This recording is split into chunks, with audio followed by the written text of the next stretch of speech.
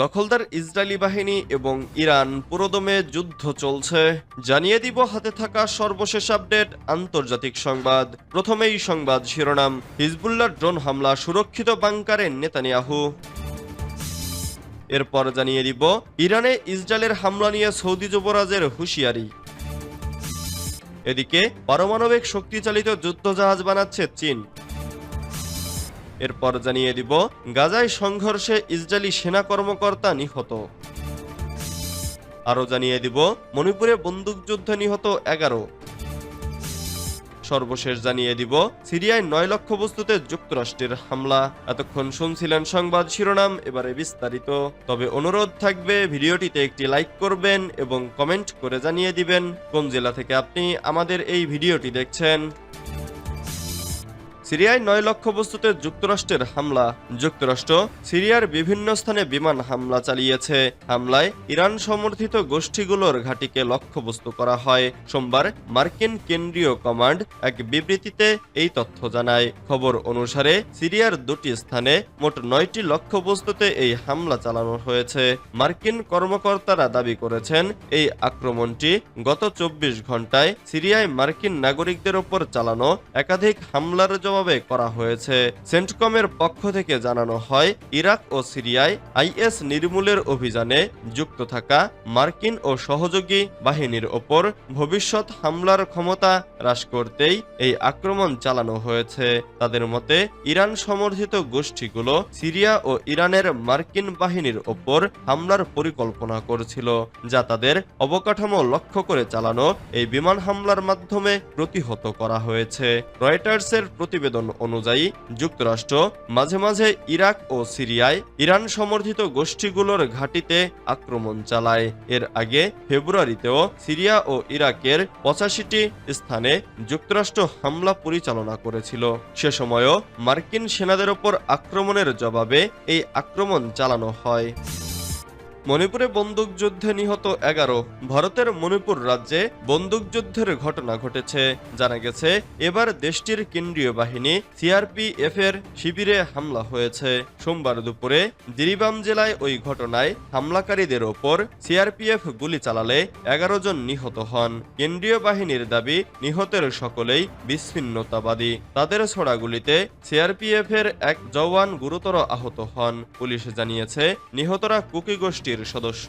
সোমবার দুপুর 2:30টার দিকে তারা প্রথমে বড়বেকরা মহকুমার সদরের থানায় হামলা চালায়। এরপরে কিছু বাড়িঘর ও দোকানপাট লুটপাট চালিয়ে জাকুরাডর করঙের রাস্তায় সিআরপিএফ এর উপর হামলা চালায়। এরপরেই শুরু হয় দুপক্ষের গুলির লড়াই। ঘটনার পর এলাকা ঘিরে তল্লাশি অভিযান শুরু হয়েছে। প্রসঙ্গত, শনিবার রাতে জিরিবাম জেলায় জাইরওয়ান নামে এক গ্রামে মেইতেই সশস্ত্র গোষ্ঠী আরামবাই টেঙ্গল এবং ইউএনএলএফ এর যৌথ বাহিনীর হামলায় এক কুকি নারী নিহত হয়েছিলেন। রবিবার কুকি জনজাতিদের যৌথ মঞ্চ আইটিএলএফ এর মদতপুষ্ট বিচ্ছিন্নতাবাদী এক মেইতেই নারীকে খুন করে। পূর্ব ইস্ফলন জেলার থামানা পোকপি, সাবুংখোক এবং সানসাবি সহ বিভিন্ন এলাকায় মেশিন গান, রকেট চালিত গ্রেনেড নিয়ে হামলা চলে কেন্দ্রীয় বাহিনী ও পুলিশদের উপর। সোমবারও বিভিন্ন এলাকা থেকে দফায় দফায় সংঘর্ষের খবর এসেছে। ইরানে ইসরায়েলের হামলা নিয়ে সৌদি যুবরাজের হুঁশিয়ারি। সৌদি আরবের যুবরাজ মোহাম্মদ বিন সালমান বলেছেন, ইসরায়েল অবশ্যই ইরানের ভূখণ্ডে হামলা চালাতে পারে না। এ সময় তিনি আরো বলেন, ইরানের সার্বভৌমত্বের প্রতি ইসরায়েলকে সম্মান দেখাতে হবে। সোমবার সৌদির রাজধানী রিয়াদে অনুষ্ঠিত আরব লীগ ও ইসলামী সহযোগিতা সংস্থার যৌথ শীর্ষ সম্মেলনে তিনি একথা বলেন। ফিলিস্তিনের গাজা ও লেবানন সংকট সমাধানে এই সম্মেলন ডাকা হয়েছে। সম্মেলনে ইসরায়েলের গাজা অভিযানের নিন্দাও জানান সৌদি যুবরাজ। তিনি বলেছেন, উপত্যকাটিতে ইসরায়েলি বাহিনী গণহত্যা চালাচ্ছে। গাজা ও লেবাননে আমাদের ভাইদের বিরুদ্ধে ইসরায়েল যে তৎপরতা চালাচ্ছে তা বন্ধে আন্তর্জাতিক সম্প্রদায়কে এগিয়ে আসতে হবে।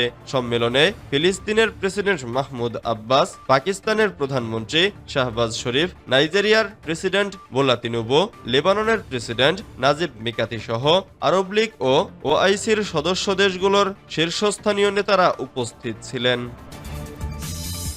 গাজায় সংঘর্ষে ইসরায়েলি সেনা কর্মকর্তা নিহত।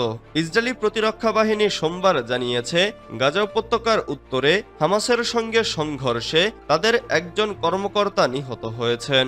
নিহত অফিসারের নাম মেজর ইতামার লেভিন ফ্রিডম্যান। তার বয়স 34 বছর এবং তিনি ইলাতের বাসিন্দা ছিলেন। ফ্রিডম্যান আইডিএফ এর এলিট লেটার ইলাত ইউনিটের একজন টিম কমান্ডার হিসেবে দায়িত্ব পালন করছিলেন। উত্তর গাজায় চলমান সংঘর্ষে ফ্রিডম্যানের মৃত্যু ঘটে।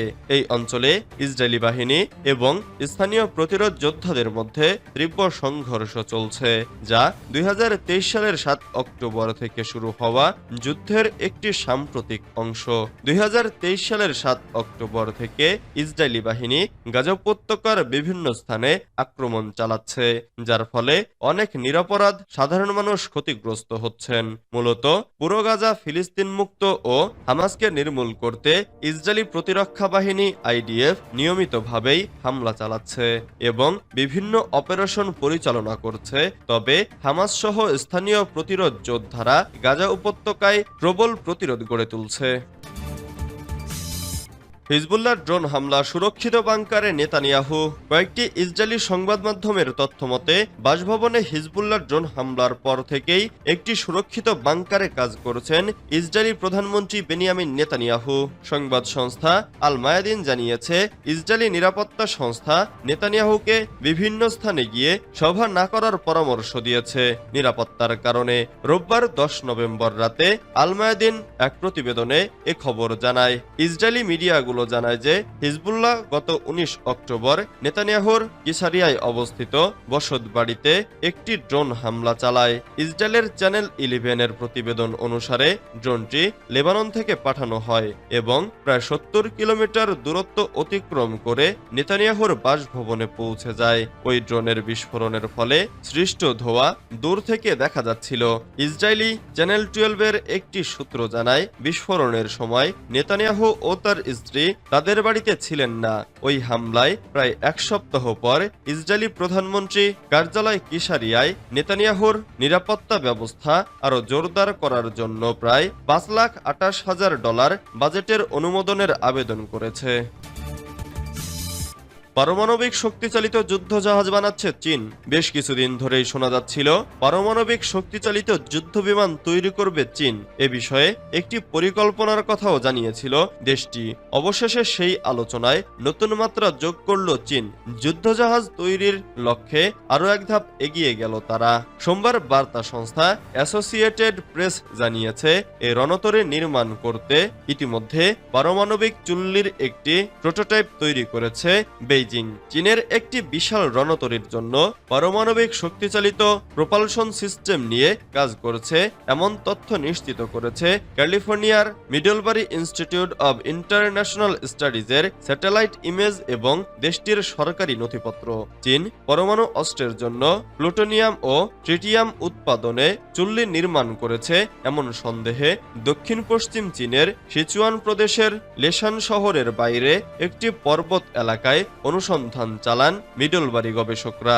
স্যাটেলাইট থেকে পাওয়া ছবি, প্রকল্পের দরপত্র, কর্মীদের নথিপত্র এবং পরিবেশগত প্রভাব বিশ্লেষণ করে তারা জানিয়েছেন, রণতরীর জন্য স্থলে স্থাপনযোগ্য চুল্লির প্রোটোটাইপ বানাচ্ছে চীন। দেশটির পারমাণবিক শক্তি ইনস্টিটিউটের অধীনে বেশ 909 নামে একটি সংরক্ষিত এলাকায় চুল্লিটি রাখা হয়েছে।